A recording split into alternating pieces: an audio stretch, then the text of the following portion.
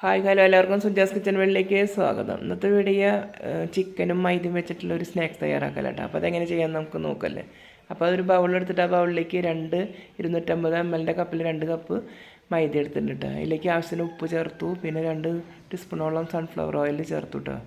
അതിലെല്ലാം കൂടിയിട്ട് മിക്സാക്കി ഒന്ന് കൈകൊണ്ട് കുഴച്ച് കൊടുത്തിട്ട് ശേഷം ഒരു കപ്പ് വെള്ളം എടുത്തിട്ട് കുറേശ്ശെ ഒഴിച്ചിട്ട് കുഴച്ചെടുക്കുക കേട്ടോ.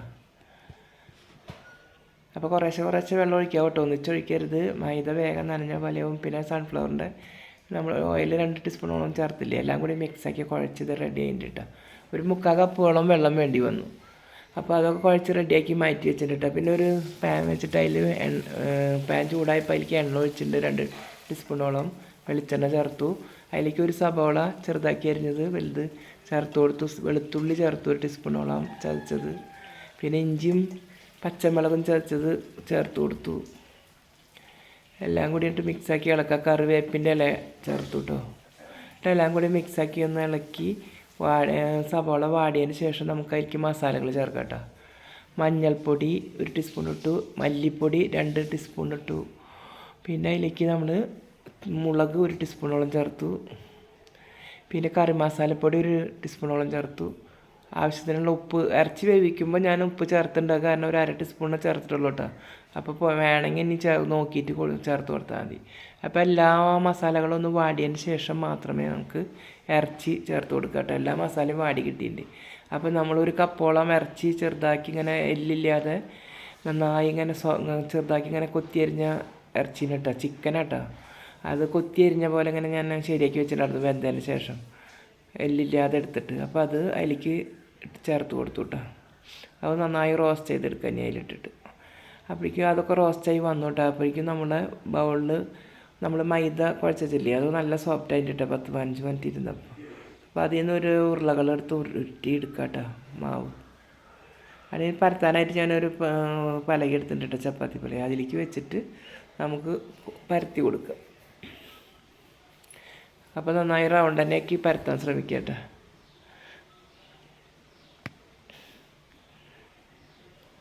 അപ്പോൾ പൊടി അതൊന്നും ഞാൻ ചേർക്കണില്ല കേട്ടോ പരത്താനായിട്ട്. അത് വേഗം പോരുന്നുണ്ട് മൈദയായി, കാരണം മൈദയിൽ എണ്ണയൊക്കെ പറ്റി ചേർത്ത് കുഴച്ചതല്ലേ. ഇനി പരത്തി കഴിഞ്ഞതിന് ശേഷം അതിൻ്റെ മുകളിൽ ഓയിൽ ഒന്ന് ബ്രഷ് കൊണ്ട് തടവി കൊടുക്കുക കേട്ടോ. മുകളിൽ കുറച്ച് ഓയിൽ തടവി കൊടുത്തു. അതിൻ്റെ മുകളിൽ ഇനി മൈദ കുറച്ച് വെതറി കൊടുക്കുക. മുകളിൽ പൊടി വെതറി കൊടുത്തതിന് ശേഷം ഇനി അരികിൽ നിന്ന് നമുക്ക് മടക്കി കൊടുക്കുക കേട്ടോ. കൈ കൊണ്ടൊന്ന് പരത്തി കൊടുത്തതിന് ശേഷം ആക്കി പൊടിയൊക്കെ ഒന്ന് കൈ കൊണ്ടൊന്ന് ഇങ്ങനെ ആക്കിയതിന് ശേഷം സൈഡിൽ നിന്ന് ആദ്യം ഒരു മടക്കം അങ്ങോട്ട് കുറച്ച്, പിന്നെ ഈ സൈഡിൽ നിന്ന് മടക്കാം കേട്ടോ.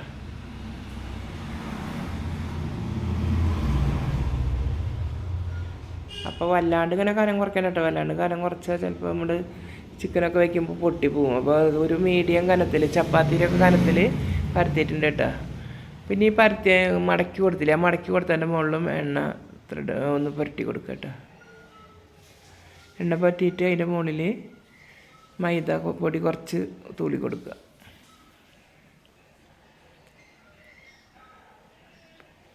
പിന്നീട് അതിൻ്റെ നടു മടക്കിയെടുക്കുക കേട്ടോ. ഇനി കൈ കൊണ്ടൊന്ന് അത് ആ പൊടിയൊന്നും ഇതാക്കിയതിന് ശേഷം കൈ കൊണ്ട് തന്നെ നമുക്ക് ആ നടുഭാഗം കൂടി മടക്കി കൊടുക്കുക കേട്ടോ.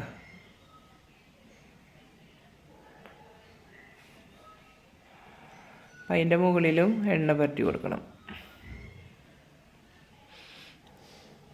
പറ്റിയതിന് ശേഷം അത് ചെയ്ത പോലെ തന്നെ ഇത്തിരി മൈദ തൂളി കൊടുക്കുക.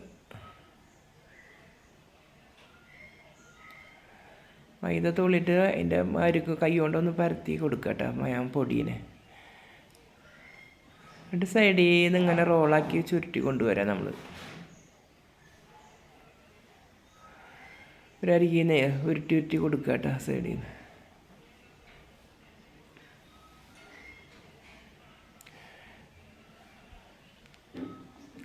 ചുരുട്ടി റോളാക്കി എടുക്കുക. അറ്റെത്തുമ്പോൾ കുറച്ച് വെള്ളം എണ്ണയെ പറ്റിയിട്ട് അത് ഭാഗം ഒട്ടിച്ചേക്കട്ടെ, വിടാതിരിക്കാൻ വേണ്ടിയിട്ട്. അല്ലെങ്കിൽ കുറച്ച് മൈദ കലക്കി വെച്ചിട്ട് അതിങ്ങനെ പറ്റി കൊടുത്താലും മതി കേട്ടോ. മൈദ കുറച്ച് കലക്കിയിട്ട് അതൊന്നിങ്ങനെ ബ്രഷ് കൊണ്ട് തടവി കൊടുത്താലും മതി. അപ്പോൾ ഞാൻ വെള്ളം ഒന്ന് തൊട്ട് കൊടുക്കുക ചെയ്ത കേട്ടോ. എന്നിട്ട് അത് ഉരുട്ടി ഒപ്പാക്കിയതിന് ശേഷം നമ്മൾ അതിൻ്റെ നടു കത്തി കൊണ്ടോ അല്ലെങ്കിൽ വല്ല നൂലുകൊണ്ടോ എന്തുകൊണ്ടെങ്കിലും മുറിച്ചെടുക്കാം നമുക്ക്. കണ്ടോ, അപ്പോൾ ഞാൻ കത്തി കൊണ്ട് നടുക്ക് മുറിച്ചെടുത്തിട്ടുണ്ട് കേട്ടോ. അതിലൊരു പീസ് എടുത്തിട്ട് ഇനി നമുക്ക് മരത്തി വെച്ചതിന് ശേഷം അങ്ങനെ അമർത്തി കൊണ്ടൊന്ന് പരത്തിയതിൻ്റെ ശേഷം നമുക്ക് പിന്നെ വടി കൊണ്ട് കോലുകൊണ്ട് അങ്ങനെ പരത്തി കൊടുക്കാം കേട്ടോ. ചപ്പാത്തി പരത്തണ കോലുകൊണ്ട്. അപ്പോൾ അതിലൊരു പീസ് മാറ്റി വയ്ക്കുക, ഒരു പീസ് പരത്തി കൊടുക്കുക. അത് ആ പീസ് ഇങ്ങനെ പരത്തുമ്പോൾ ശ്രദ്ധിക്കണം കേട്ടോ, ഇങ്ങനെ മലത്തി വെക്കണം. എന്നിട്ട് കൈ കൊണ്ടൊന്ന് പ്രസ് ചെയ്തതിന് ശേഷമാണ് കോലുകൊണ്ട് പരത്താവും കേട്ടോ. അപ്പോൾ കോലുകൊണ്ട് രണ്ട് ഭാഗവും മറച്ച് ഇട്ടിട്ട് നമുക്ക് പരത്തിയെടുക്കാം. അപ്പോൾ നമ്മൾ ആ മടക്കുകൾ കണ്ടില്ലേ, ഇങ്ങനെ നല്ല ഭംഗിയിൽ കിട്ടും. മടക്കുകൾ ഇങ്ങനെ പൊന്തി പൊന്തി വരും, കണ്ട റോള് പോലെ തിരിഞ്ഞ പോലെ ഇരിക്കും. അപ്പോൾ അത്യാവശ്യം റൗണ്ട് തന്നെ പരത്തിയതിന് ശേഷം നമ്മൾ അതിലേക്ക് ഫില്ലിങ് വെച്ച് കൊടുക്കുക കേട്ടോ. നമ്മൾ ഇറച്ചി ശരിയാക്കി വെച്ചിട്ടില്ല റോസ്റ്റ് ചെയ്ത്. അപ്പോൾ ആ ഇറച്ചിയുടെ ഫില്ലിങ് നടുവിൽ അതിൽ കൊള്ളാവുന്ന തരത്തിൽ വെച്ച് കൊടുക്കുക. എന്നിട്ട് അത് പിന്നെ ഒരു സൈഡിൽ നിന്ന് ഇങ്ങനെ ഞെറിഞ്ഞെടുത്തിട്ട് നമുക്ക് ഒരു ഭംഗി ഷോയ്ക്ക് വേണ്ടിയിട്ട് ഇങ്ങനെ ഞെറി പോലെ കിട്ടും, ഇങ്ങനെ ആക്കി എടുത്തിട്ടുണ്ടെങ്കിൽ. എന്നിട്ട് നമുക്കതൊന്ന് ഫില്ല് ചെയ്യാം കേട്ടോ. അതൊന്നിങ്ങനെ മൂടി റെഡിയാക്കിയിട്ട് എടുക്കാം. ഇങ്ങനെ കുഞ്ഞാക്കി ഞെറിഞ്ഞെടുക്കുക.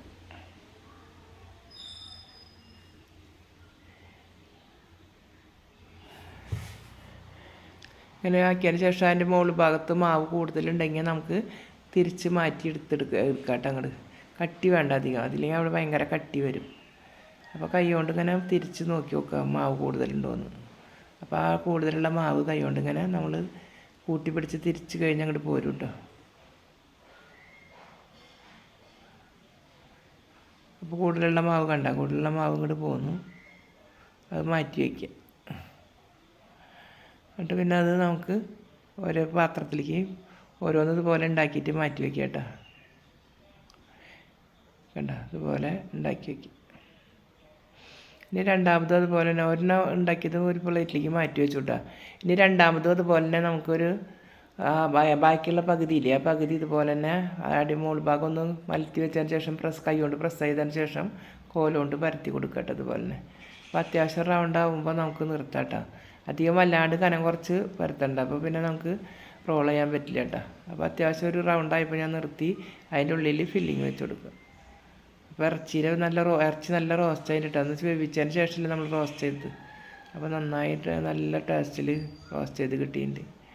അപ്പോൾ ഉള്ളിൽ അത് ഫില്ലിങ് വെച്ചതിന് ശേഷം ഇത് ആദ്യം ചെയ്ത പോലെ തന്നെ എറിഞ്ഞെടുക്കുക 4 തലേ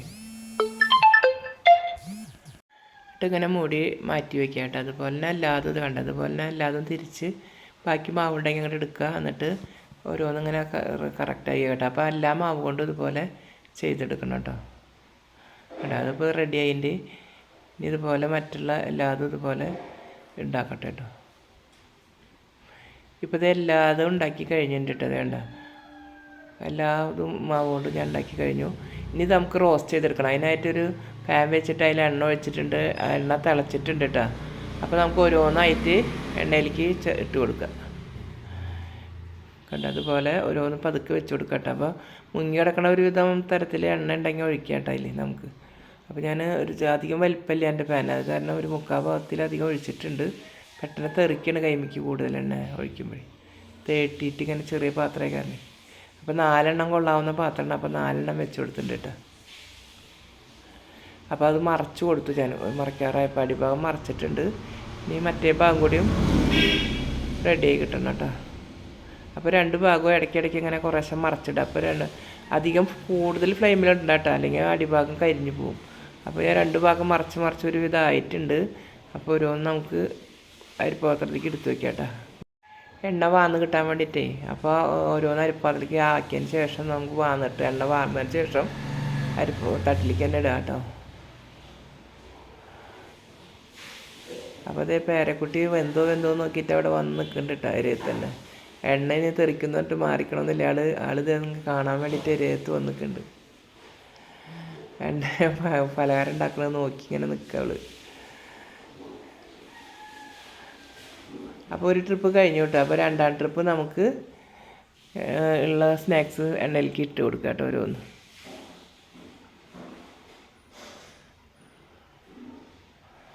അപ്പോൾ വീണ്ടും ഒരു 4 ഉണ്ടായിരുന്നു, 4 എണ്ണം ഞാൻ എണ്ണയിലേക്ക് ഇട്ട് കൊടുത്തു കേട്ടോ.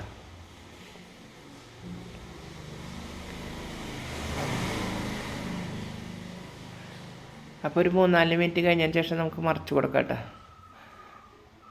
നല്ല ടേസ്റ്റായിട്ട് ഇത് കഴിക്കാനായിട്ട് ഇറച്ചി മസാല കൂടിയായിട്ടേ നമുക്ക് കഴിക്കുമ്പോൾ വേറെ കറിയൊന്നും വേണ്ട. നല്ല ചിക്കൻ റോളിൻ്റെ ടേസ്റ്റ് ഉണ്ട് കേട്ടോ നല്ല കഴിക്കാനായിട്ട്. ചിക്കൻ റോള് നമ്മൾ കടയിൽ നിന്ന് വാങ്ങില്ല, അതിൻ്റെക്കാളും ടേസ്റ്റാണ്. അപ്പോൾ ഒരെണ്ണം നമ്മൾ കടയിൽ നിന്നൊക്കെ വാങ്ങുമ്പോൾ എത്ര രൂപയാണ്? അങ്ങനെയൊക്കെ ഉണ്ടാക്കി കഴിച്ചാൽ നമുക്ക് കടയിൽ നിന്നൊന്നും വാങ്ങണ്ട. നല്ല ഫ്രഷായ സാധനം നമ്മുടെ വീട്ടിൽ ഉണ്ടാക്കി കഴിക്കുകയും ചെയ്യാം. ഇപ്പോൾ രണ്ടാമതിട്ടതും അടിഭാഗം ഒരു ഭാഗമായപ്പോൾ ഞാൻ മറച്ചിട്ടുണ്ട്, ഇനി എടുക്കാറായിട്ടാണ്. അപ്പോൾ നമുക്ക് വീണ്ടും മറ്റേത് എടുത്ത് മാറ്റാം, എണ്ണയിൽ നിന്ന് എടുത്ത് മാറ്റാം നല്ലത്.